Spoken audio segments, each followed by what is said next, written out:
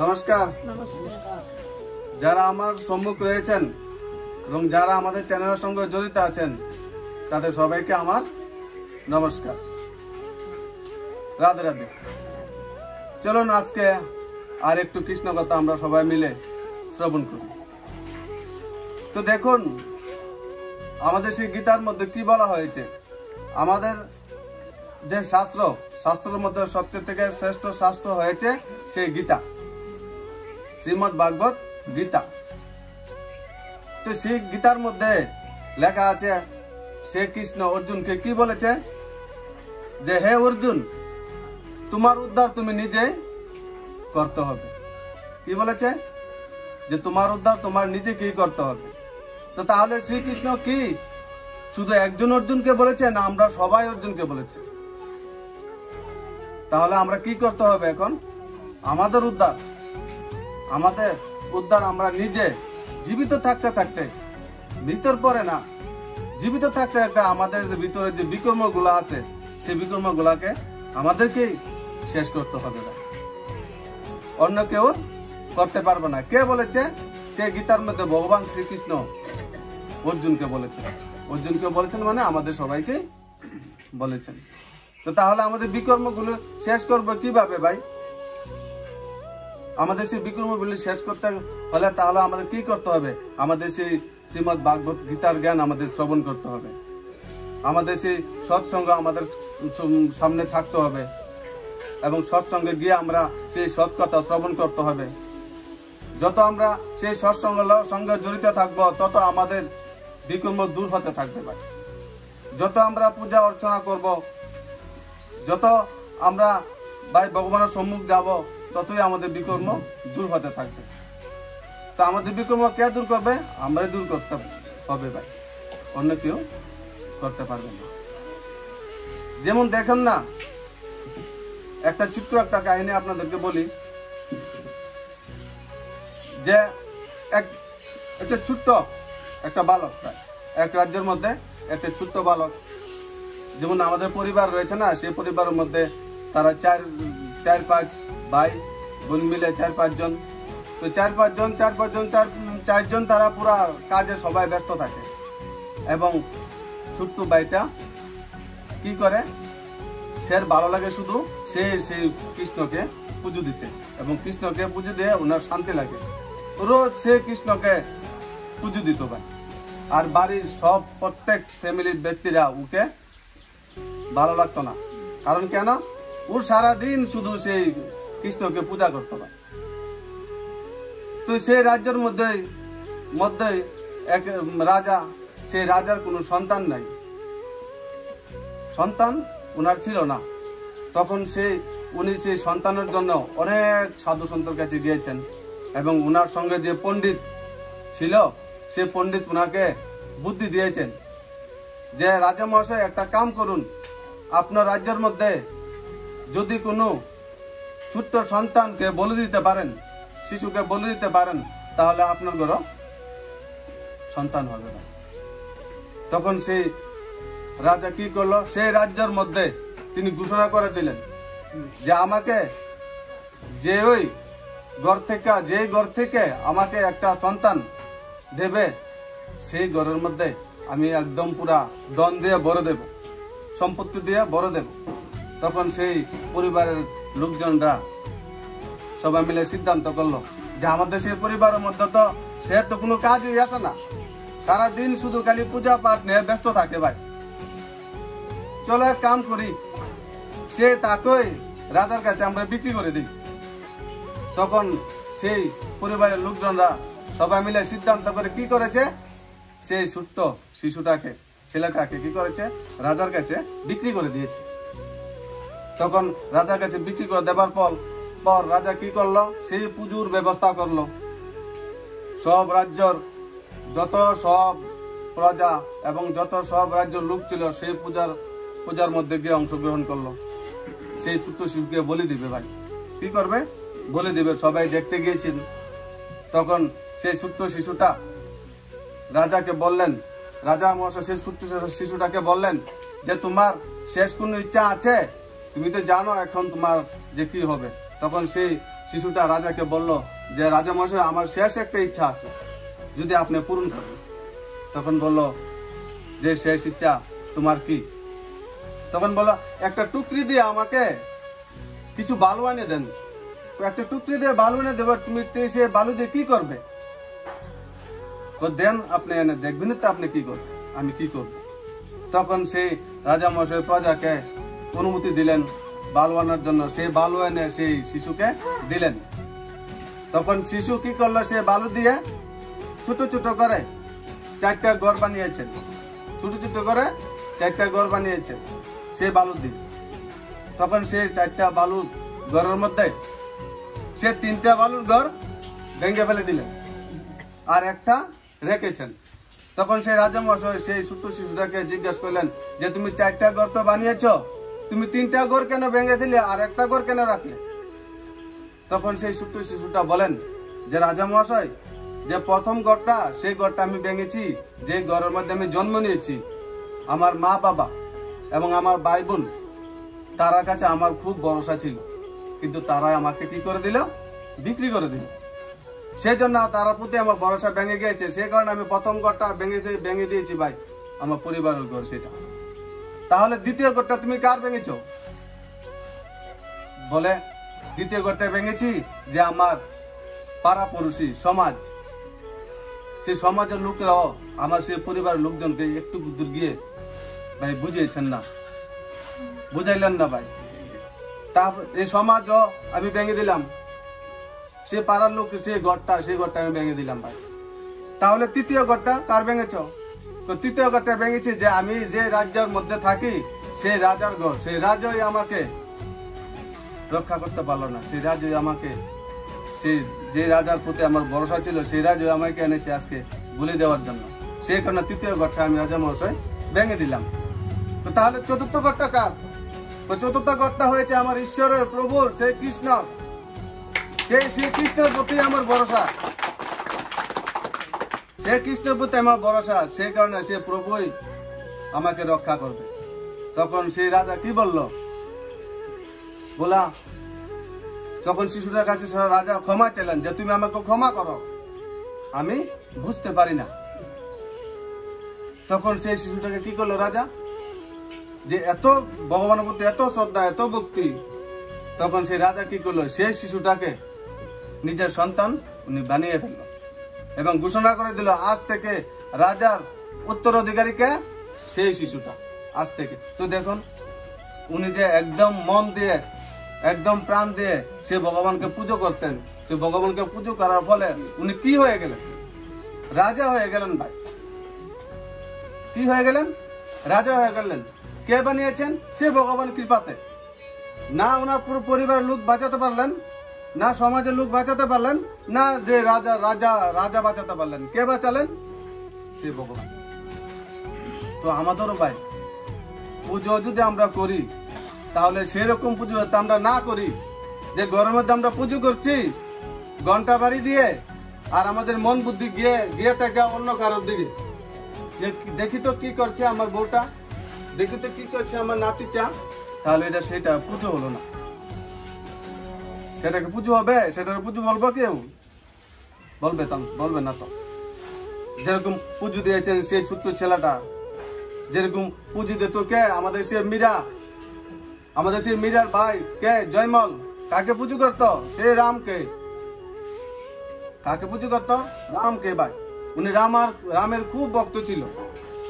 প্রত্যেক দিন 2 ঘন্টা সকালবেলা সে রামের পুজো করতো। কত ঘন্টা? 2 ঘন্টা।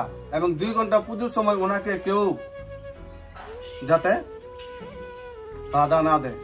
যে কেউ যদি বাধা দিত, তাহলে ওনাকে কি করতো? বলি দিত। কি করতো? বলি দিত। রামের এত ভক্ত ছিল। তখন সেই রাজ্যের মধ্যে ওনারও একজন শত্রু ছিল। ওনার রাজ্য দখল করার জন্য উনি প্রত্যেকবার সুযোগ খুঁজত যে রাজাকে কোন সময় সুযোগে পাওয়া যাবে, তাহলে তারপর ওর রাজ্যের অ্যাটাক করে, তাহলে আমি ওর রাজ্য দখল করব। তখন সেই জয়মল জানতো না, উনি জানতেন যে জয়মল প্রত্যেকদিন 2 ঘন্টা পুজো করতেন। সে 2 ঘন্টার সময় আমরা কি করব, আমাদের সেই প্রজা নিয়ে সেই রাজ্যের মধ্যে অ্যাটাক করব। তখন জয়মল সেই পুজোতে ব্যস্ত থাকবে আর আমরা রাজ্য দখল করে নেব। তখন উনি পূজা শুরু করলেন ভাই। আর ওই জয়মলের একটি যে ভাই মানে কাছের মানে একটু দূরের সম্পর্ক ভাই আর কি, তখন সেই রাজ্যের মধ্যে অ্যাটাক করলো। আর জয়মলের যে মা, সেই মা কি করলো, সে জয়মলকে ডাকতে গেলেন। তো ওনার কথা আছে যে আমাকে পুজোর সময় ডিস্টার্ব করবে, ওনাকে বলে দিবে। তুই এবার মা ডাকলো। মা তো দেখছেন যে ওনার রাজ্য দখল করে নেবেন যদি জয়মল যদি না বের হয়। তখন মা ডাকলেন, কিন্তু তারপরও মার দিকে তাকিয়ে মা তো কিছু বলেন না। যদি মাকে বলে দেন তাহলে তো ওনার ইতিহাসের নাম খারাপ হয়ে যাবে যে মাকে বলে দিয়েছেন ভাই। সেই কারণে মাকে কিছু করেননি। তারপর মা ওনাকে ডেকে এসে পড়লেন। তারপর জয়মল ঠিক 2 ঘন্টা পুজো দিয়ে শেষ করে তারপর উনি পুজো রুম থেকে বের হন। তারপর বের হবার পরে উনি তেরোয়ালটা উনি লন। তারপর উনার গুড়ার সম্মুখ উনি যান। তখন গুড়ার সম্মুখ গিয়ে দেখেন গুড়ার চোখগুলো লাল হয়ে রয়েছে এবং গুড়া গরম বড় বড় শ্বাস ফেলাচ্ছে ভাই। তখন দূর থেকে সেই শত্রু, জয়মলের যে শত্রু, যে রাজ্যের মধ্যে আক্রমণ করেছে, সেই জয়মলের ভাই দূর থেকে এসে জয়মলের পাও পড়ে রইল যে আমাকে বাঁচান, আপনি আমাকে বাঁচান। যে আমার সবগুলা প্রজা সব শেষ হয়ে গেছে, কে মেরেছে আমাকে একটু দয়া করে আপনি বলেন। সে আপনার সেই গুড়াটা গিয়ে মেরেছেন ভাই। তখন বলেন, না আমি তো বের হইনি, আমি তো পুজো দিচ্ছি। তো তাহলে তোমার সেই প্রজা কে, যে আমার সেই সব প্রজাকে মেরে ফেললেন? তখন সেই শত্রু গিয়ে দেখেন সেই রামচন্দ্র পুজো করছে, সেই রামচন্দ্রের প্রজা সেজে সব শত্রুকে মেরে ফেলেছেন ভাই। আর তিনি ওখানে কি নিয়ে ব্যস্ত ছিল? সেই পূজা নিয়ে, যে ওনার রাজ্য কে রক্ষা করবেন? সেই রামচন্দ্র রক্ষা করবেন, এবং সেই রামচন্দ্র ওনার রাজ্য রক্ষা করেছেন ভাই।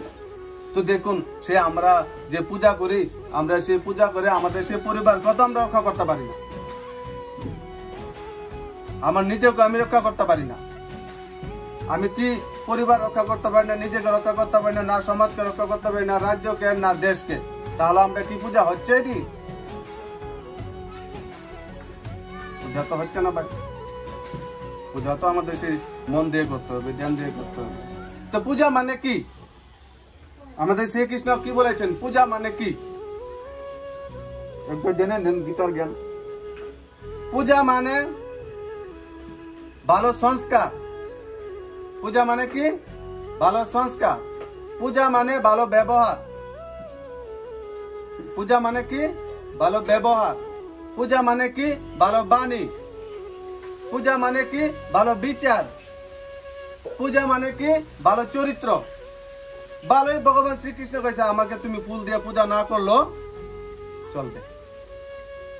আমরা যদি 1 ঘন্টা 2 ঘন্টা না 5 ঘন্টা পূজা করে তারপর আমি যদি ব্যবহার খারাপ করি, আমার বাণী মুখ থেকে আজে বাজে বের করি, তারপর যদি আমার চরিত্র যদি ভালো না হয়, আমাদের বুদ্ধির মধ্যে বিচার যদি ভালো না থাকে, এখন বর্তমান যুগে দেখুন পূজা কি কোনো কম হচ্ছে?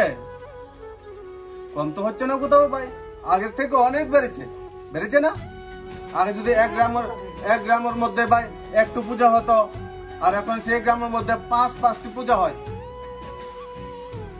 আগে শহরের মধ্যে যদি মনে করেন 100 পূজা হতো, এখন শহরের মধ্যে 500 হচ্ছে। তাহলে তো দেশের মধ্যে, সমাজের মধ্যে, পরিবারের মধ্যে তো শান্তি থাকার কথা। তাহলে শান্তি তাহলে কোথায়? শান্তি কোথায় ভাই? নিশ্চয় পূজা আমাদের ঠিক মতো হচ্ছে না। কারণ কেন না? আমরা ঈশ্বরকে চিনছি না, আমরা নিজেকে চিনছি না, আমরা সেই জগৎকে চিনছি না, চিনে এবার চলছে। সেই কারণে আমাদের সেই ঘরের মধ্যে কি বেড়েছে? অশান্তি, দুঃখ, টেনশন, হতাশ, নিরাশ। কারোর ঘরের মধ্যে শান্তি নেই আছে? কারোর ঘরের মধ্যে শান্তি পাই? একজনের সঙ্গে একজন কথা বলে না ঘরের মধ্যে, একজনের চেহারা একজন দেখতে পারে না।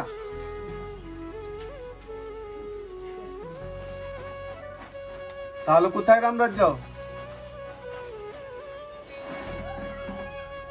সে কৃষ্ণ তো আমরা নাম নিচ্ছি রোজ, কৃষ্ণর নাম রোজ নিচ্ছি ভাই, হরে কৃষ্ণ বলছি, রামও বলছি। তো কৃষ্ণ কৃষ্ণ তো আমরা বলছি, কিন্তু কাম আমরা কার করছি? কৃষ্ণর করছি না সেই কংসের করছি? কর্ম কার করছি? কৃষ্ণর। কাম কার করছি আমরা? সে কংস। কৃষ্ণ কি করেছে? পুতনাকে মেরেছে। কাকে মেরেছে? কাকে? পুতনাকে। কতটুকু বয়সে মেরেছে? ছোট্ট বালক। কতটুকু বয়সে মেরেছে? ছোট্ট বালক ছিল। তো পুতনা মানে কি? পুতনা কথার অর্থ কি? পুতনা কথার অর্থ হচ্ছে যার মন নাকি পবিত্র না। পুতনা কথার অর্থ কি? যার মন পবিত্র না। তো সেই ছোট্ট কৃষ্ণ ছোট্ট থাকতে উনার মন পবিত্র করে নিয়েছে, আর আমরা 70 হয়ে গেছে, এখন আমরা মন পবিত্র হয় না। তাহলে কৃষ্ণের নাম তো আমরা নিচ্ছি, তাহলে আমরা মন এখনো কেন পবিত্র হয় না ভাই? নিশ্চয় কৃষ্ণের নাম আমরা হচ্ছে না ঠিক করে।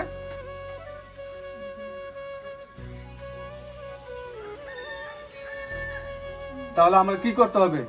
সে কৃষ্ণের নাম নিয়ে আমাদের মনকে পবিত্র বানাতে হবে, মনকে নির্মল বানাতে হবে। কৃষ্ণ বলেছেন নির্মল মন জন বহি মুঝে জানা। কি বলেছে? নির্মল মন জন বহি মুঝে জানা, মানে যার মন নির্মল থাকবো সে আমাকে জানতে পারবে ভাই। এবং যার মনের মধ্যে পুত না থাকবো, যার মনের মধ্যে পবিত্র থাকতো না, সে কোনোদিন আমাকে জানতে পারবে না। সে যতই সাধু সাজুক, লাভ কোনো কিছু হবে না। সাধু সাজতে গেলে মাত্র 500 টাকার খরচা করতে হয়। কত টাকা? 500 টাকা। একটা ধুতি, একটা কুর্তা, তিলক, মালা লাগাইলে কি হওয়া যায়? সাধু সেজে যায় ভাই। কিন্তু সাধনা করা যায় না। সাধনা করতে হলে কি করতে হয়? সাধনা করতে হলে আগে নিজের ভিতরকে আমাদেরকে সাজাতে হবে। কি সাজাতে হবে? ভিতরকে সাজাতে হবে। সাধুকতার অর্থ কি? সাধুকতার অর্থ হয়েছে যে নাকি নিজে সাজবে এবং অন্যকে সাজাবে, এবং বস্তু সামগ্রী দিয়ে নয়, জ্ঞান দিয়ে সাজবে। কি দিয়ে? জ্ঞান দিয়ে। আরে বস্তু সামগ্রীতে সেটি হচ্ছে ভক্তির একটি সাজ। কি? ভক্তির একটি শুধু সাজ মাত্র। তো ভক্তির সাজকে আমাদের সাজে থাকলেই চলবে না? আমাদের ভিতরকে সাজাতে হবে। আমাদের ভিতরকে তো সাজাতে হবে ভাই। তাহলে আমাদের ভিতরকে যদি আমরা না সাজাই, তাহলে আমি অন্যজনকে কিভাবে সাজাবো ভাই? দেখুন, পরমাত্মা ভগবান শ্রীকৃষ্ণ কি না আমরা জানি, না আমরা চিনি? আমরা কি জানি? যে সে যশোদার মা ছেলে কৃষ্ণ, সে রামানন্দ সাগর, সে সিরিয়ালের কৃষ্ণ। হ্যাঁ ঠিক আছে, উনিও অনেক শ্রেষ্ঠ কর্ম করেছেন ভাই। সিরিয়াল দিয়ে বুঝাচ্ছেন সে কৃষ্ণ কর্মগুলা কি কি, রামের কর্মগুলা দেখিয়েছেন আমাদেরকে। তো আমাদেরকে সেই রামকৃষ্ণ যে আমরা নাম বলি রোজ, আমাদের তো কর্ম তো করতে হবে। অনেকে দেখবেন কি করে ভাই, মালা হাতে নিয়ে এসে মালা হাতে নিয়ে এসে এদিকে দেখছে এই সবজিগুলা কত, এই মাছগুলো কত। তাহলে উনি কি মালা পড়ছেন নাকি মাছ পড়ছেন না সবজি পড়ছেন?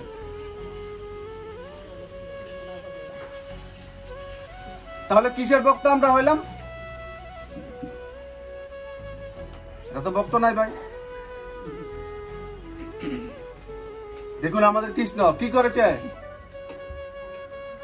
কি জিম্মেদারি নিয়েছে। 16,108 কে তিনি উদ্ধার করেছেন। কাকে উদ্ধার করেছেন? 16,108 সেই গোপনী উদ্ধার করেছেন। আমরা কি কতজনকে উদ্ধার করছি সে কৃষ্ণের নাম নিয়ে? একজনকে তো পারেনি উদ্ধার করতে, তার জীবন থেকে হতাশ, নিরাশ, টেনশন, একজনকে উদ্ধার করতে পারেনি। আর সেই শ্রীকৃষ্ণ কি করেছেন? 16,108 কে উদ্ধার করেছেন। কার কাছ থেকে? সে বমাসুরের কাছ থেকে। কার কাছ থেকে? বমাসুর বলে একজন অসুর ছিল। সে অসুর কি করত? একটা রাজ্য প্রজাকে, রাজাকে হারাতেন যুদ্ধ করে, হারিয়ে তারপর সেই রাজ্যের মধ্যে যে প্রজারা স্ত্রী ছিল, সেই রাজার যে স্ত্রী ছিল, ওদেরকে তিনি কি করতেন? হরণ করে উনার সেই রাজ্যের মধ্যে দখল করে রাখতেন। এবং ওই সেই রাজ্যের স্ত্রীগুলোকে, প্রজারা স্ত্রীগুলোকে উনার বমাসুর কি করতো? বমাসুর এবং বমাসুর প্রজারা কি করতো? ওদের সঙ্গে শ্লীলতাহানি করতো। কি করতো? শ্লীলতাহানি করতো, খারাপ কর্ম করত। তখন সেই কৃষ্ণ কি করেছেন? সেই বমাসুরের হাত থেকে 16,108 বমাসুরের কাছের হাত থেকে বমাসুরকে হত্যা করে তাদেরকে রেহাই দেন। কি করেন? এর অত্যাচারের হাত থেকে, সেই অসুরের অত্যাচারের হাত থেকে 16,108 কে মুক্তি দেন ভাই। তারপর মুক্তি দেবার পরে যে 16,108 যে স্ত্রী কন্যারা ছিল, সেই কন্যার বাড়ির মধ্যে উনার ভাইয়েরা, উনার স্বামীরা উনাদেরকে জায়গা দেয় না। কি বলে? নষ্ট হয়ে গেছে, তোমরা কি হয়ে গেছো? নষ্ট হয়ে গেছো। সে ব্রহ্মাসুর প্রজারা তোমাদেরকে নষ্ট করেছে, তোমাদেরকে খারাপ বানিয়ে ফেলেছে। তখন সময় সেই সমাজ, সেই পরিবার, সেই 16,108 স্ত্রী কন্যাকে জায়গা কেউ উনার পরিবারের মধ্যে উনাদেরকে সাহারা কেউ দেয় না। তখন সেই শ্রীকৃষ্ণ পুনরায় আবার কি করলো? সেই 16,103 এবং কন্যাকে পুনরায় উনি আবার কি করেছেন? বেসাহারা, অসহায় তারারে সাহারা দিয়েছেন। উনার সঙ্গে কোনো খারাপ আচরণ করেন না। অনেকে তো সাধু সন্তরা আমাদের বলে যে 16,100 স্ত্রী কন্যার সঙ্গে সেই কৃষ্ণ লীলা করেছেন। কি করেছেন? লীলা করেছেন। উনি কি সে দেহরূপ লীলা করেছেন, না অসহায় নিরহায় তারারা সাহারা দিয়েছেন? তারারাই তো সাহারা দিয়েছেন। রাসলীলা করেছেন। রাসলীলা কথার অর্থ কি? রাসলীলা কথার অর্থ হয়েছে জীব আর শিবের মিলন। রাসলীলা কথার হচ্ছে আত্মা আর পরমাত্মার মিলন। রাসলীলা কথা হচ্ছে রাধা আর কৃষ্ণের মিলন। আর আমাদের সমাজের মধ্যে দেখবেন কোন মেয়ে যদি, কোন ছেলে যদি, মেয়ে ছেলে যদি কোনো কারণে গিয়েছে লুকিয়ে, তখন কি বলে পাড়ার লোকেরা, সমাজের লোকেরা? ওই দেখো এখানে রাসলীলা চলছে। সেটা কৃষ্ণ করেছে, আমাদের শ্রীকৃষ্ণ সেই রাসলীলা করেছে। আমাদের সমাজের মধ্যে যে বলে থাকে, সে রাসলীলা তো করে না কৃষ্ণ কখনো। আত্মার সঙ্গে মিলন করিয়েছে ভাই। এর সঙ্গে আত্মার সঙ্গে ভাই। যে 16,108 সে গোপনীর যে অন্তরের মধ্যে অশান্তি, টেনশন, ডিপ্রেশন লুকিয়ে রয়েছে, শান্তি কে দিয়েছেন? সে কৃষ্ণ। তো তাহলে আমাদের যদি শান্তি দিতে হয়, আমাদের শান্তি, অতীন্দ্রিয় শান্তি, সুখ কে দিবে? সে শ্রীকৃষ্ণ। সে কারণে তো বলে যে অতীন্দ্রিয় সুখ যদি তোমরা জানতে চাও, তাহলে গোপনীর কাছ থেকে জেনে নাও অতীন্দ্রিয় সুখ কাকে বলে।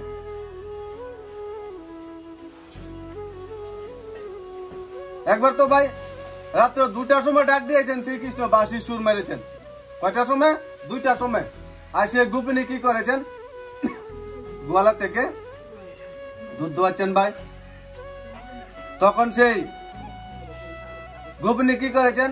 সে দুধের বালতি, দুধ কি করেছেন? মাটির মধ্যে ফেলে দিয়ে চলে গেছেন সে কৃষ্ণের সম্মুখ।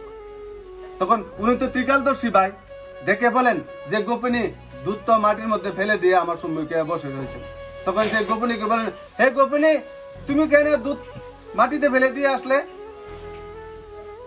তখন সে কৃষ্ণ বলেন, সে গোপিনী বলেন, আরে সে তোমার তো কোনো চিন্তা নাই প্রভু, কারণ তোমার সঙ্গে 24 ঘন্টা পরমাত্মা, তোমার সঙ্গে 24 ঘন্টাকে সে পরমাত্মা। আর আমরা শুধু সংসারের মধ্যে থেকে শুধু একটা টাইম বের করে নেই সেই পরমাত্মার সঙ্গে মিলন করতে। আর সে একটা টাইমের মধ্যে যদি সে দুধের চিন্তা আমার পরে থাকে, তাহলে আমার সেই ভগবানের স্মরণ আর কই রইল, কই হইল, কোথায় হলো? সেই কারণে তোমার সম্মুখে এসে যাতে শুধু যাতে তোমাকেই দর্শন করতে পারি, যাতে আর আমার দুধ যাতে আমি দর্শন না করি, সেই কারণে আমি দুধ আগেই মাটিতে ফেলে দিয়ে এসেছি, যাতে দুধের চিন্তা আমার না আসে। বা তাহলে দেখুন সে কৃষ্ণ সে মুরলী বাঁশির মধ্যে কি অতীন্দ্রিয় সুখ। মুরলী বাঁশি মানে জানেন কি? সে কাঠের বাঁশি না, এই যে মুখ দিয়ে এখন বলছি আপনাদের সম্মুখ যে ভগবানের কথা, সেটার নাম হচ্ছে মুরলী। যে মুখ দিয়ে ভগবানের কথা বের হয় এবং ভগবানের কথা শুনে আমাদের অন্তর, আমাদের মন শান্তি হয় এবং তৃপ্তি হয়, সেটার নাম হচ্ছে মুরলী। তাহলে দেখুন শ্রীকৃষ্ণ কত শ্রেষ্ঠ কর্ম করেছেন। 16,108কে সাহারা দিয়েছেন, তারপরে কংসকে মেরেছেন। কাকে মেরেছেন? কংসকে। তো কংসের কয় স্ত্রী ছিল? 2 স্ত্রী। নাম কি? আস্তি আর প্রাপ্তি। কি নাম? আস্তি আর প্রাপ্তি। তো আস্তি আর প্রাপ্তি কথার অর্থ কি? আস্তি আর প্রাপ্তির কথার অর্থ কি? আস্তি কথার অর্থ কি? আমার কাছে আছে, আমার কাছে প্রচুর আছে ভাই। আমার কাছে 4টা বাড়ি আছে। কয়টা বাড়ি আছে? আমার কাছে 4টা বাড়ি আছে। 4টা বাড়ি থাকার ফল তারপর আমার বুদ্ধি আবার প্রাপ্তির দিকে বাগদাচ্ছে। যদি আর একটা বাড়ি হতো। নাম করছি কার? কৃষ্ণর। পূজা করছি কার? কৃষ্ণর। আর কর্ম করছি কার মতো? কংসর মতো।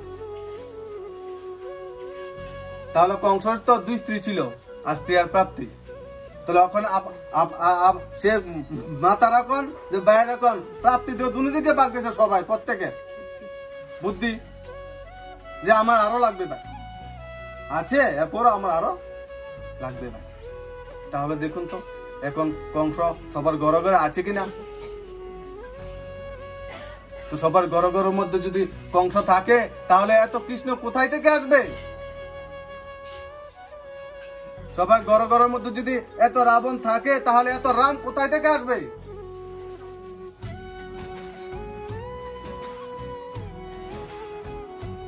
তো দেখুন প্রত্যেকে একটা কাহিনী কই, ছোট্ট একটা কাহিনী আপনাদেরকে বলি যে একজন লোকের 3 জন বন্ধু ছিল। একজন লোকের 3 জন বন্ধু ছিল এবং সে লোকটার অন্তিম সময় এসে গেছে, মানে শেষ সময় এসে গেছে। তারপর সেই 3 বন্ধুকে বলল সারা জীবন যতদিন বেঁচেছে ততদিন সেই 3 বন্ধুকে একসঙ্গে নিয়ে বেঁচেছেন।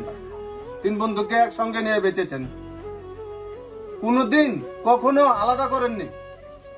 একসঙ্গে খাইতেন, একসঙ্গে পড়তেন, একসঙ্গে ঘুরতেন, একসঙ্গে ঘুমাতেন ভাই। তখন যখন উনার অন্তিম দিন এসে গেলেন তখন সেই 3 বন্ধুকে ডাকলেন। 3 বন্ধুকে ডাকলেন, তখন 3 বন্ধু উনার পাশে আসলেন। তখন সে বলেন যে এখন তো আমার যাওয়ার সময় হয়ে গেছে। প্রথম বন্ধুকে জিজ্ঞাসা করলেন আমার তো যাওয়ার সময় হয়ে গেছে, আমরা তো একসঙ্গে ছিলাম, এখন আমার সঙ্গে তুমি যাবে? তখন সেই বড় বন্ধু কি বলেন? প্রথম বন্ধু বলেন তুমি আপনি আমাকে ক্ষমা করেন, সারা জীবন তো একসঙ্গে ছিলাম, যতটুকু প্রয়োজন আপনার সঙ্গে আমি দিয়েছি, কিন্তু এখন আমি আর যেতে পারবো না আপনার সঙ্গে, আপনি আমাকে ক্ষমা করেন। তারপর সে দ্বিতীয় বন্ধুকে জিজ্ঞাসা করলেন যে তুমি যাবে আমার সঙ্গে? তখন কি বলেন যে আমাকে আপনি ক্ষমা করবেন, আপনি মৃত্যুর পর আমি একদম পুরা শুদ্ধভাবে একদম আনুষ্ঠানিক ভাবে শ্রাদ্ধ করব, একদম পুরা মন্ত্র একদম পুরা সাপ গোটা করে শ্রাদ্ধ করব, ক্ষমা করবেন, কিন্তু আপনার সঙ্গে আমি যেতে পারবো না। তারপর আর তৃতীয় বন্ধুকে জিজ্ঞাসা ইচ্ছা করছে না করার জন্য, এরপরও করলেন যে তৃতীয় বন্ধু আপনি যাবেননি? হ্যাঁ আমি আপনার সঙ্গে যাব, আপনি পৃথিবীর যে কোনো তুই যান, আমি আপনার সঙ্গে ভাই যাব, আমি আপনার সঙ্গে না যেয়ে থাকবো না। তো জানেন 3 বন্ধুকে প্রথম বন্ধু হয়েছে আমাদের যে টাকা পয়সা, ঘর বাড়ি, ব্যাংক ব্যালেন্স, সেই বন্ধু আমাদের সঙ্গে যাবে না। যাবে টাকা পয়সা, ব্যাংক ব্যালেন্স, বাড়ি ঘর এখানেই পড়ে থাকবে, কিন্তু আমার সঙ্গে তারা যেতে পারবে না। আর দ্বিতীয় বন্ধু কে? দ্বিতীয় বন্ধু হয়েছে সে আমাদের ছেলে মেয়ে, পরিবার, সমাজ, সে হয়েছে আমার দ্বিতীয় বন্ধু। তা আমাদের যাবার পর শ্রাদ্ধ অনুষ্ঠানটা কে করে? একদম শুদ্ধভাবে আমাদের সে পরিবারের লোক, আমাদের সমাজের লোক। তাহলে তারাও তো আমাদের সঙ্গে যায় না, তো যায় তৃতীয় বন্ধুটা কে? দ্বিতীয় বন্ধু যায় না, তৃতীয় বন্ধু যায় না, প্রথম বন্ধু যায় না, কিন্তু তৃতীয় বন্ধু আমাদের সঙ্গে যাবে যে কোনো তুই যাই পৃথিবীর। তো তৃতীয় বন্ধু কে? আমাদের কর্ম। কে? আমাদের কর্ম। সে আমাদের কর্মই আমাদের সে পিছ ছাড়বে না। তাহলে সে আমাদের কর্মটা কি আমরা মৃত্যুর পরে করব না জীবিত থাকতে করতে হবে? মৃত্যুর পরে যদি গোটা করে শ্রাদ্ধ করে যদি আমি স্বর্গে যেতাম, তাহলে দুনিয়ার মধ্যে যত পাপী লোক আছে তারা শ্রাদ্ধ তো করেছে, তো তাহলে তারা কি স্বর্গে গিয়েছে? তারা স্বর্গে গিয়েছে? তাহলে তো যারা যারা পাপ কর্ম এখন বর্তমানে করছে সমাজের মধ্যে বা যারা করে গিয়েছে, তারা তো টাকা পয়সার অভাব নেই। সে পণ্ডিতের কাছে বস্তা বড় টাকা নিয়ে বলতো, নো বস্তা দিয়েছি আমি তোমার, এবার তুমি আমার সেই পাপ মোচন করে দিও মন্ত্র দিয়ে। কি দিয়ে? মন্ত্র দিয়ে। মন্ত্র দিয়ে কি পাপ মোচন করা যাবে? আপনারা বলুন, যাবে? কোন গীতার মধ্যে লেখা নাই যে মন্ত্র দিয়ে আপনার পাপ মোচন হবে। কোন উপন্যাসে লেখা নাই, কোন ভাগবতে লেখা নাই, কোন শাস্ত্রের মধ্যে, কোন বেদের মধ্যে লেখা নাই যে মন্ত্র দিয়ে আপনার পাপ উদ্ধার হবে। নাই লেখা। শাস্ত্রের মধ্যে আছে ভাই? কে আছে? একজন বড় জ্ঞানী ছিল আত্মদেব। কি? আত্মদেব। আত্মদেবের স্ত্রীর নাম কি ছিল? দুন্দুলি। আত্মদেবের স্ত্রীর নাম কি ছিল? দুন্দুলি। সে দুন্দুলির ঘরে সন্তান হয় না। কি হয় না? সন্তান হয় না। তখন সেই একজন সন্তানের কাছে গিয়ে তারপর সন্তানের কামনা করেন। তখন সন্ত কি বলেছে যে তোমার 7 জন্ম তোমার সন্তান হবে না। কত জন্ম? 7 জন্ম তোমার সন্তান হবে না। তখন সে দুন্দুলি বলেন সন্তকে, আমি জানি আমার তো সন্তান হবে না, কিন্তু এরপর আমি জানি সাধু সন্তর কাছে আসলে মনোকামনা পূরণ হয়, সেই জন্য আমি আপনার কাছে আসলাম, মানে আপনি যদি দেন তাহলে। তখন সেই সন্ত কি বলে, নারী উনি তো বুঝবেন না, নেন ফল দিয়ে দিলাম। তখন ফল কে খেলো? সে দুন্দুলি খেলো। জন্ম কে হয়েছেন? দুন্দকার। জন্ম কে হয়েছেন? সে দুন্দকার। দুন্দকারের মা কে? সে দুন্দুলি। দুন্দকারের বাবা কে? সে আত্মদেব। বিরাট বড় জমিদার ভাই। কে ছিল? বিরাট বড় জমিদার, রাজা। তো সেই রাজার নাম কি ছিল? আত্মদেব। ওনার স্ত্রী কে ছিল? দুন্দুলি। তো ফল খাবার পর কি হয়ে গেছে? সন্তান কি জন্ম দিয়েছে? দুন্দকার। কাকে জন্ম দিয়েছে? দুন্দকার। মানে এত লঙ্কা, এত দুষ্ট, প্রত্যেক দিন উনি পাপ কর্ম করতেন।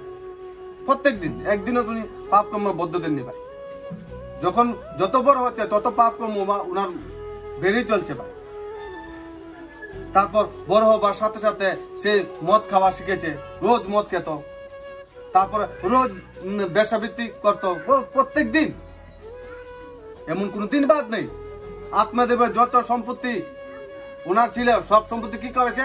সব লুটিয়ে দিয়েছে সে পাপ কর্ম করতে করতে। তাই সে দুন্দকারের পাপ কর্মের ফলে সে দুন্দুলি কি করেছে? সে দুন্দকারের অশান্তির জেরে উনি কুয়াতে গিয়ে আত্মহত্যা করেছেন। কোথায় গিয়ে? কুয়াতে গিয়ে আত্মহত্যা করেছেন। ওনার ছেলের যন্ত্রণা। তারপর কিছুদিন যাবার পর সে দুন্দকারও মৃত্যু হয়েছেন। কার মৃত্যু হয়েছেন? সে দুন্দকারের মৃত্যু হয়েছে। সে দুন্দকারের একজন ভাই ছিল গোকুল। কে ছিল?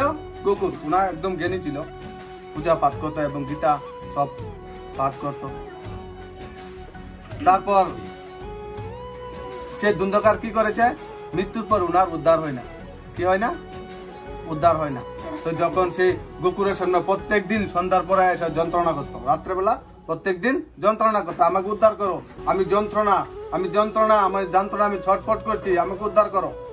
তখন সেই গোকুর কি করেছে, সে গয়াতে গিয়ে, কোথায় গিয়ে, গয়াতে গিয়ে 100 বার শ্রাদ্ধ করেছেন। কতবার? 100 বার শ্রাদ্ধ করেছেন আনুষ্ঠানিক সহকারে। 100 বার গরু দান করেছেন আনুষ্ঠানিক সহকারে। কিন্তু এরপরও সেই ধুন্ধকারের আত্মা মুক্তি হয় না, উদ্ধার হয় না। তো তাহলে শ্রাদ্ধ করে যদি আমাদের আত্মা মুক্তি হয়ে যেত, উদ্ধার হয়ে যেত, তাহলে সে ভাগবত কেন মিথ্যা কথা বলছে? ভাগবত কি মিথ্যা কথা বলছে? না আমরা মিথ্যা হয়ে রয়েছি ভাই। তারপর কি করেছে সেই গোকুর? নিজেই উনি কি করেছেন? নিজেই সেই গীতা পাঠ করে, গীতা জ্ঞান শ্রবণ করে আত্মাজ্ঞানী হয়েছেন। তারপর সেই ধুন্ধকারের আত্মা সে উদ্ধার হয়েছে, নিজেই শ্রাদ্ধ করেছেন, তারপর গিয়ে উদ্ধার হয়েছে। তাহলে আমাদের পাপ কর্ম পরে যদি শ্রাদ্ধ করার পর যদি মুক্তি হয়ে যেত, তাহলে সবাই তো আর শান্তিতে থাকতো ভাই, মুক্তি হয়ে যেত।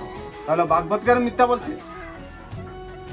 নিশ্চয়। তাহলে পাপ কর্ম যদি আমরা করি, তাহলে শ্রাদ্ধ করলে আমরা মুক্তি হবে না ভাই।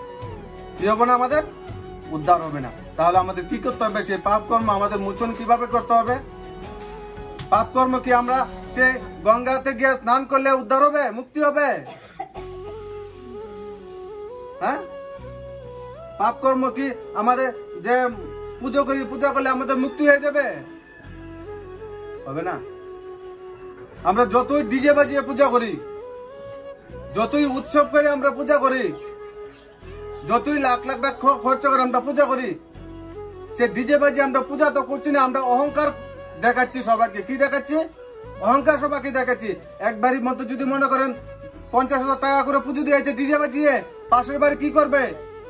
আমিও বা বড় করে পুজো দেবো 1 লাখ টাকা, ওনার বাড়িতে 50,000 টাকা খরচা করে পুজো দিয়েছে, আর আমার বাড়িতে 1 লাখ টাকা খরচা করে আমি পুজো দেব।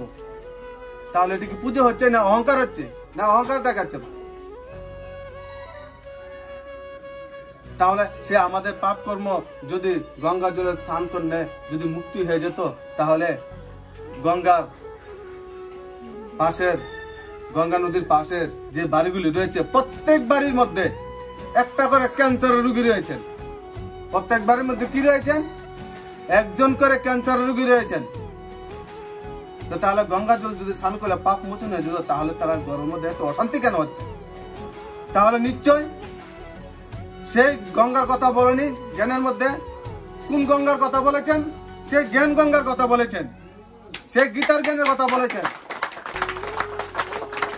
তাহলে আমরা যতই আমরা স্নান করি জল দিয়ে সেরে, আমরা শরীরের ময়লা এনে দূর হবে ভাই, কিন্তু আমাদের মনের ময়লা দূর হবে? মনের মধ্যে কি জল প্রবেশ করে? তাহলে মনের ময়লা দূর করতে গেলে আমাদের কি করতে হবে? সেই গীতার জ্ঞান আমরা শ্রবণ করতে হবে। কি করতে হবে? সে গীতার জ্ঞান শ্রবণ করতে হবে। দেখুন সে রামায়ণের মধ্যে রামচন্দ্র সে সবরী মাকে কি বলেছেন? যে আমাদের 9 প্রকার ভক্তি, 9 প্রকার মধ্যে প্রথম ভক্তি কি? শ্রবণম। প্রথম ভক্তি কি? শ্রবণম। মানে কি? যে আমাদের গীতার জ্ঞান আমাদের শ্রবণ করতে হবে। যদি আমরা না পারি, তাহলে কারো না কারো কাছ থেকে আমাদের সে শ্রবণ করতে হবে। তারপরে হচ্ছে কীর্তন। তারপরে কি? কীর্তন। আর আমরা প্রথম শ্রবণ না করে তারপর গিয়ে কীর্তন করছি, তাহলে কেমনে হবে ভাই? আগে তো শ্রবণ করতে হবে, আগে কর্ম করতে হবে। যদি আমাদের মনে করেন আমাদের সমাজের মধ্যে যে ডাক্তারি পাশ করে আসে, ডাক্তারি পাশ করতে গেলে আগে প্রথম কি করতে হয়? 11 পর্যন্ত তোমাদের কত মার্ক আছে সে মার্ক দেখে তাহলে তোমাদেরকে সে মেডিকেলের মধ্যে ভর্তি করাবে। মার্ক দেখে। যদি তোমার 11 পর্যন্ত তোমার মার্ক না থাকে, তাহলে তুমি ডাক্তারের সার্টিফিকেট পাবার তুমি যোগ্য না। আর আমরা কি করছি? আগে শ্রবণ না করে আমরা গিয়ে সে হই হাল্লা শুরু করছি। কি করছি? হই হাল্লা করে শুরু করে কি করছি? পাশের বাড়ির যে পড়াশোনা করছে সেই ছেলে মেয়েদেরকে ডিস্টার্ব করছি। পাশের বাড়ির ছোট্ট বাচ্চাটা শান্তিতে ঘুমাচ্ছে, সেই বাচ্চাটাকে ডিস্টার্ব করছি। তাহলে আমাদের আগে কি করতে হবে? শ্রবণ। কে বলেছে? সেই রামচন্দ্র, যে আমাদের যে মেন ফাউন্ডেশন, ধর্মের যে মেন ফাউন্ডেশন, সেই রামচন্দ্র বলেছেন। ভাই তাহলে শ্রবণ আমরা কই করব? সেই সৎসঙ্গে আমরা শ্রবণ করতে হবে সৎ কথা। যেরকম দেখেন না, আজকে আমরা এসেছি সেই বুড়ি মাতার বাড়ির মধ্যে, সেই বাইজি বাড়ির মধ্যে, কল্যাণী মাতার বাড়ির মধ্যে এসেছি। কারণ ওই মাতা যে আমাদের সঙ্গে জড়িত রয়েছে অনেকদিন ধরে সৎসঙ্গের মধ্যে। উনি রোজ মোবাইল দিয়ে শুনে আমাদের সেই জ্ঞান, আমাদের শ্রীকৃষ্ণের সেই জ্ঞান, সেই ভাগবত গীতার জ্ঞান, রোজ জ্ঞান শুনে, মোবাইল দিয়ে শুনে। এবং সে আমাদের চ্যানেল একটি খোলা হয়েছে, সেই চ্যানেলের নাম হয়েছে জ্ঞান কি মতি। সেই চ্যানেলের মধ্যে আমরা রোজ জ্ঞান ছাড়ছি ভাই, ভিডিও সবাই দেখছে, রোজ 60, 70, 1000, 1 লাখ রোজ দেখছে আমাদের সেই জ্ঞান। এখন তো অনেক রকমের সুবিধা রয়েছে ভাই সেই জ্ঞান শ্রবণ করার জন্য, কিন্তু আমাদের সময় বার করতে হবে। কি বার করতে হবে? সময় বের করতে হবে। দেখুন আজ এখন বর্তমান সময়ে দেখবেন অনেক আজে বাজে কথা বলার সময় থাকে, আজে বাজে ঘুরার সময় থাকে, ওইখানে যাবার সময় থাকে। যদি আমরা কাউকে বলি আপনারা রোজ 1 ঘন্টা গীতা জ্ঞান শ্রবণ করবেন, কি বলে? আমার তো এখন সময় নাই। কি নাই? আমার তো এখন সময় নাই, আমার যে কাজ জানো, আমার কাজের শেষ নাই। বর্তমান সমাজের মধ্যে আমাদের শ্রী কৃষ্ণ আর রাম লুপ্ত হয়ে যাচ্ছে ভাই। কি হয়ে যাচ্ছে? লুপ্ত হয়ে যাচ্ছে। নতুন জেনারেশন যারা জন্ম নিচ্ছে নতুন করে, তাদেরকে চিনেই না। সে আমাদের যে পূর্বজ, আমাদের সে ভারতবর্ষের যে নায়ক রামচন্দ্র, ভারতবর্ষের যে নায়ক কৃষ্ণ, সে রাম আর কৃষ্ণকে ওনারা চিনেই না। কারণ কেন? আমাদের সে মাতা আর পিতা তাদের সঙ্গে নিয়ে পরিচয় করাই না, সেই জন্য তারা ওনাদেরকে চিনে না ভাই। তো আমাদের সে কর্তব্য কি?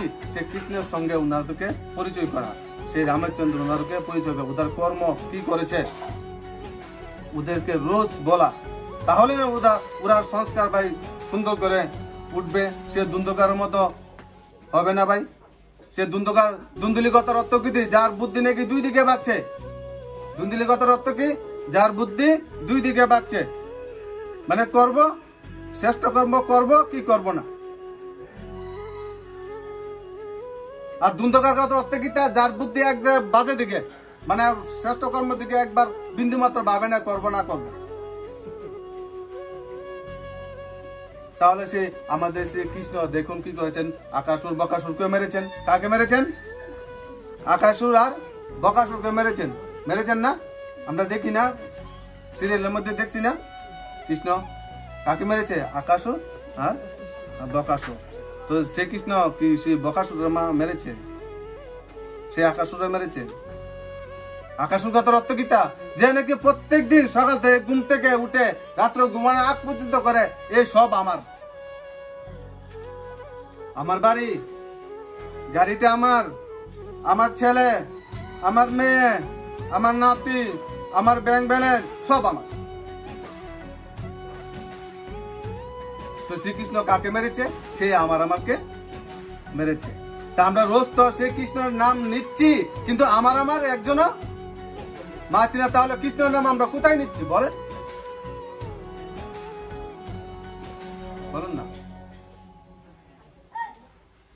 গলায় মালা দেন না 100 বার, কোনো না নেই। তিলক 100 বার কাটেন। সে তিলক কথার অর্থ কি? চন্দন কথার অর্থ কি?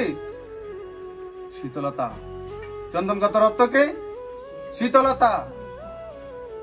চন্দনের ফুট যদি আমরা দিয়ে রাখি, যদি ভিতরে শীতলতা না থাকে, তাহলে সেই চন্দনের কোনো দাম নেই।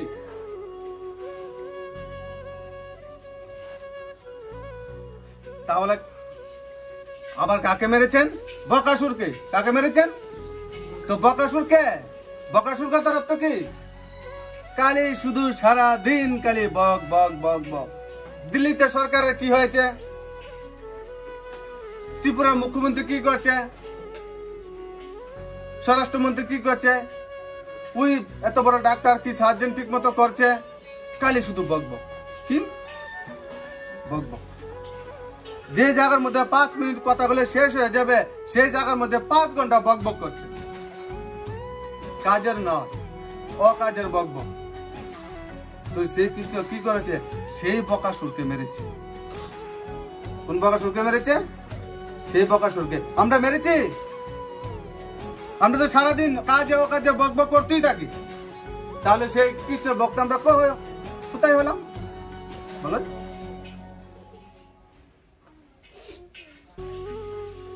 আমরা বলেছে প্রত্যেক ঘরের মধ্যে যতজন সদস্য আছে সব সদস্য নাকি এখন সিবিআই হয়ে গেছে। কি হয়ে গেছে? সিআইডি। কি হয়েছে? সিআইডি জানেন সিআইডি কাম কি? তারা কি কর্ম করে? তারা গুপ্ত ভাবে কি করবে?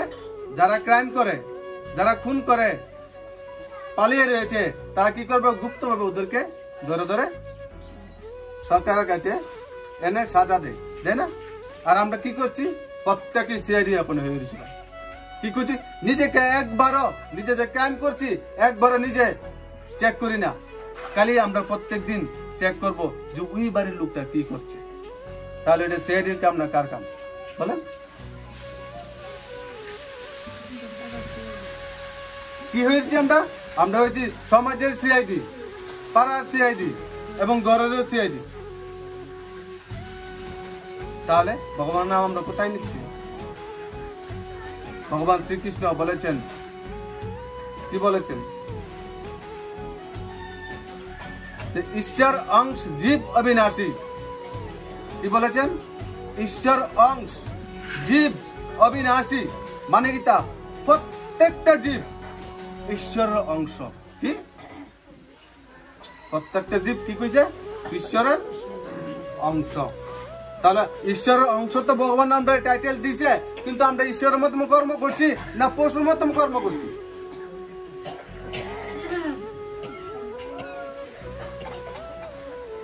কার মতো কর্ম করছে?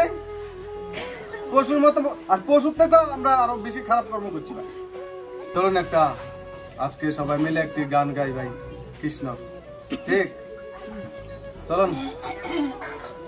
গোপাল নন্দলাল, গোপাল নন্দলাল, গোপাল নন্দলাল, গোপাল নন্দলাল, গোপাল নন্দলাল, গোপাল নন্দলাল, গোপাল নন্দলাল, গোপাল নন্দলাল, গোপাল নন্দলাল, গোপাল নন্দলাল, গোপাল নন্দলাল, গোপাল নন্দলাল, কৃষ্ণ গোবিন্দ গোবিন্দ গোপাল নন্দলাল, কৃষ্ণ গোবিন্দ গোবিন্দ গোপাল নন্দলাল, কৃষ্ণ গোবিন্দ গোবিন্দ গোপাল নন্দলাল, কৃষ্ণ গোবিন্দ গোবিন্দ গোপাল নন্দলাল, গোপাল নন্দলাল, গোপাল নন্দলাল, গোপাল নন্দলাল, গোপাল নন্দলাল, কৃষ্ণ গোবিন্দ গোবিন্দ গোপাল নন্দলাল, কৃষ্ণ গোবিন্দ গোবিন্দ গোপাল নন্দলাল। नैनों में श्याम बसा मन में मन मारी, नैनों में श्याम बसा मन में मन मारी, शुद्ध पे सुर है मुरली के धुन प्यारी, शुद्ध पे सुर है मुरली के धुन प्यारी, सब दुख दूर हुई जब तेरा नाम लिया, सब दुख दूर हुई जब तेरा नाम लिया, कृष्ण गोविंद गोविंद गोपाल नंदलाल, कृष्ण गोविंद गोविंद गोपाल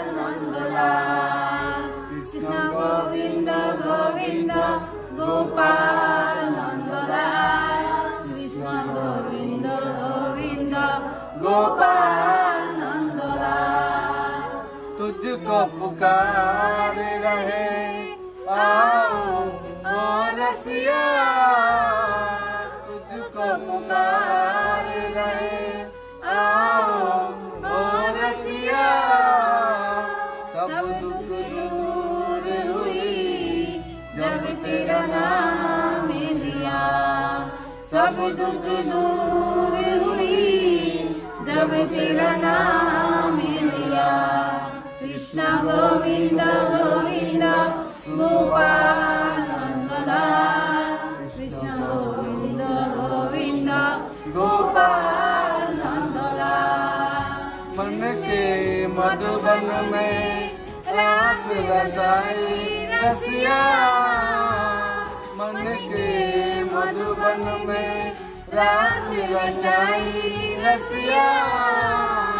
सब दुख दूर हुई जब तेरा नाम लिया, सब दुख दूर हुई जब तेरा नाम लिया।